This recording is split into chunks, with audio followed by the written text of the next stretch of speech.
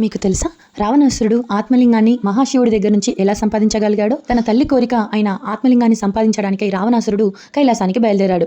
కైలాస ప్రవేశాన్ని నిషిద్ధం చేస్తూ నంది ఆయనను లోపలకు రానివ్వలేదు. ఎంతగా బతిమాలినా, ఎన్ని రకాలుగా వేడుకున్నా ఆయనను లోపలికి ప్రవేశించడానికి అనుమతించలేదు నంది. కోపంతో ఊగిపోయిన రావణాసురుడు మహాపండితుణ్ణి, మహాశక్తివంతుణ్ణి, మహాకవిని, ఎన్నో రకాల సంపన్నుణ్ణి, శివునికి అపర భక్తుని అయిన నన్ను కైలాస ప్రవేశం లేదంటావా అని కోపంతో కైలాసగిరి కొండను ఎత్తబోతాడు. వెంటనే శివుడు గ్రహించి ఒక్క కాలి బొటన వేలితో ఒక నొక్కు నొక్కగానే రావణాసురుడు బరువును భరించలేక కొండను వదిలిపెట్టేస్తాడు. అతని తప్పుని అతను తెలుసుకొని వెంటనే శివస్తుతిని ఆరంభిస్తాడు.